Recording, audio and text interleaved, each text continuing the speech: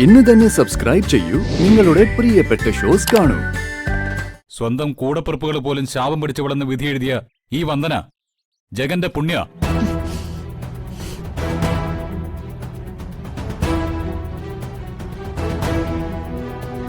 ഞാൻ എന്തെങ്കിലും നന്മ ചെയ്തിട്ടുണ്ടെങ്കിൽ സർവേശ്വരൻ എനിക്ക് തന്ന പുണ്യം.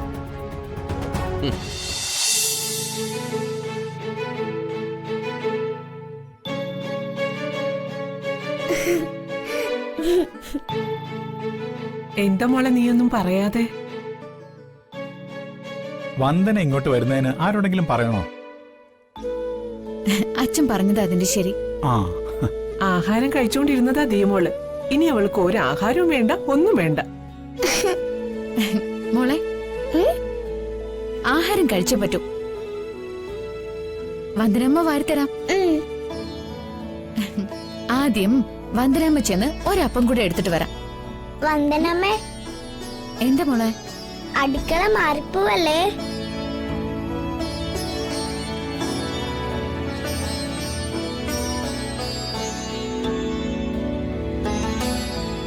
പിന്നെ നീ വന്നിട്ടാണല്ലോ ഞാൻ ഈ വീട്ടിലെ അടുക്കള കാണുന്നത്. മോളെ, ദിയമോള് പറയുന്നതിൽ കാര്യമുണ്ട്. ഇപ്പോ ഈ വീട്ടിൽ രണ്ടടുക്കളയാ.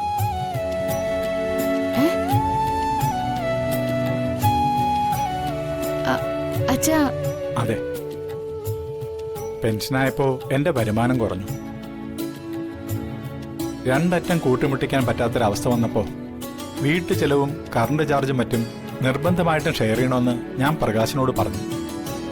പ്രകാശിനൊരു കാരണം നോക്കിയിരിക്കായിരുന്നു. ഉടനെ ഗ്യാസ് സ്റ്റൗവായി, പാത്രങ്ങളായി. കുടുംബം വെട്ടിമുറിച്ചവൻ രണ്ടാക്കി. അതൊന്നും വേണ്ടിയിരുന്നില്ലമ്മേ. ആരും മനഃപൂർവ്വം ചെയ്തതല്ലല്ലോ മോളെ. ഭാരം കൂടുമ്പോ മക്കളോടൊന്ന് പകുത്തെടുക്കാൻ പറയുന്നത് അത്ര വലിയ തെറ്റാണോ? അടുക്കളയിലേക്ക് ചെല്ലുമ്പോ എന്റെ കൈയും കാലും മരവിക്കുന്നത് പോലെ മോളെ. അത്രയ്ക്ക് സങ്കടം. സുചിത്ര എടുത്തി പാവം, അവളെന്ത് ചെയ്യാനാ? എല്ലാം സഹിക്കുക.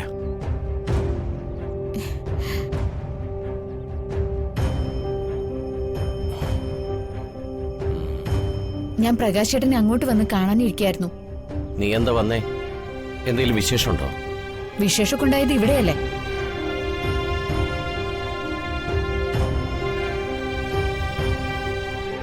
എന്തിനാ പ്രകാശേട്ടാ വയസ്സായ അമ്മയോടും അച്ഛനോടും ഇങ്ങനെ വാശിയും വൈരോഗ്യമൊക്കെ കാണിക്കുന്നേ?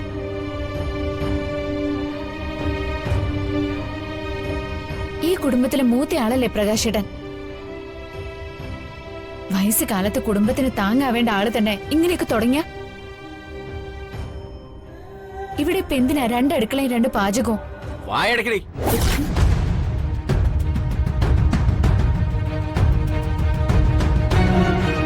നീ ഇവിടെ പ്രഭാഷണം നടത്താൻ വന്നാലല്ലോ. ഈ വീട്ടിൽ രണ്ടടുക്കളയോ നാലടുക്കളയോ ആയിക്കോട്ടെ, അത് ഞങ്ങൾ നോക്കിക്കോളാം. പ്രകാശേട്ടാ, സ്വന്തം ഉത്തരവാദിത്തങ്ങളിൽ നിന്ന് ഒളിച്ചോടാൻ ഏറ്റവും എളുപ്പമായ മാർഗം രണ്ടടുക്കള. അതാ പ്രകാശേട്ടൻ ഇപ്പൊ ചെയ്തത്. എന്റെയും എന്റെ കുടുംബത്തിന്റെയും ചെലവ് വഹിക്കാൻ പറ്റില്ല എന്നൊരാൾ പറയുമ്പോ ഞാൻ എന്താ കടിച്ചു തൂങ്ങി കിടക്കണോ?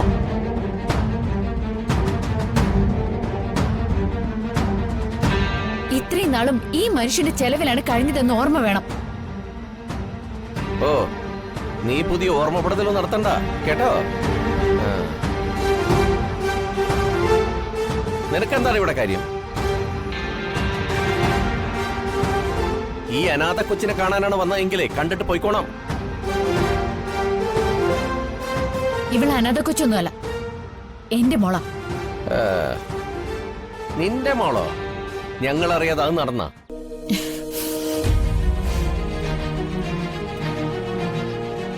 നിന്റെ കാര്യത്തിൽ അതും നടക്കും, അതിന്റെ അപ്പുറവും നടക്കും.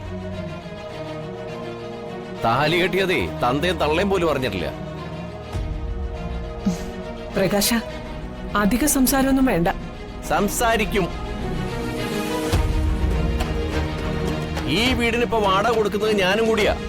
ഞാൻ വാടക കൊടുക്കുന്ന വീട്ടിൽ നിന്ന് ഇഷ്ടമുള്ളത് ഞാൻ വിളിച്ചു പറയും. അല്ല, നീ എന്തിനാ വന്നേ?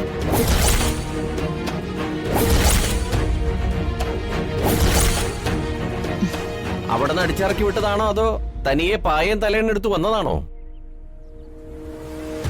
ഏതായാലും നിന്റെ കഴുത്തിൽ അറിയാതെയാണെങ്കിലും താലി കെട്ടിപ്പോയതിന്റെ കുറ്റബോധം കൊണ്ട് നീറുകയാണ് ജഗൻ.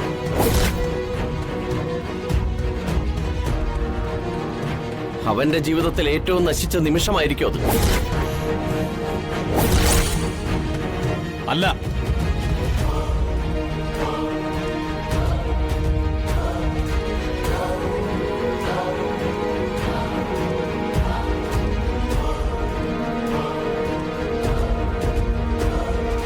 അവിടെയാണ് അളിയന് പഴച്ചത്.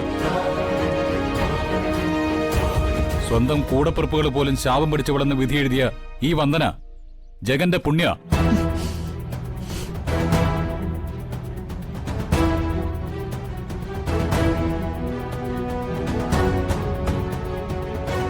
ഞാൻ എന്തെങ്കിലും നന്മ ചെയ്തിട്ടുണ്ടെങ്കിൽ സർവേശ്വരൻ എനിക്ക് തന്ന പുണ്യം.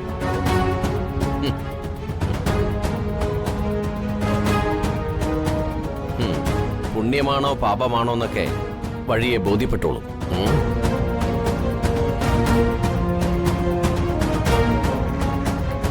പിന്നെ ഈ നിൽക്കുന്ന ദിയമോള് എന്റെ മോളാ.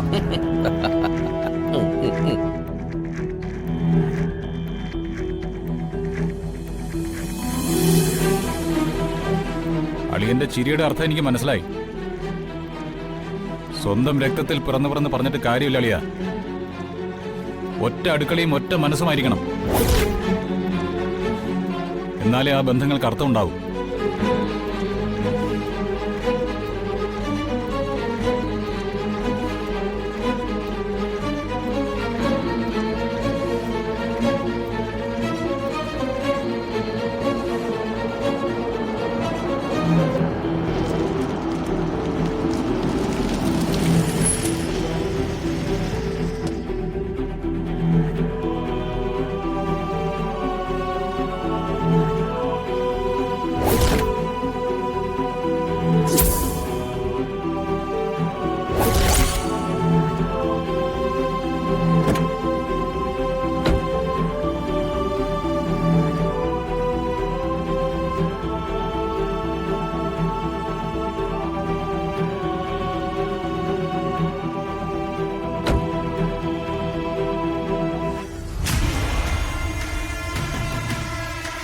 വാടാ.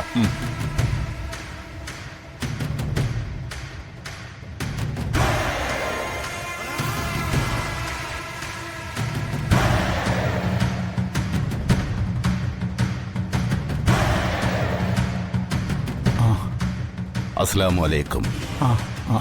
എല്ലാരും ഉണ്ടല്ലോ. ഇന്നെന്താ എന്തെങ്കിലും വിശേഷമുണ്ടോ?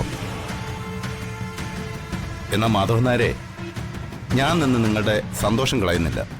മനോജ് വാങ്ങിച്ച പണത്തിന്റെ പലിശ കുടിശ്ശിക ഇങ്ങ് തന്നു തീർത്താ ഞാനങ്ങ് പൊയ്ക്കോളാം.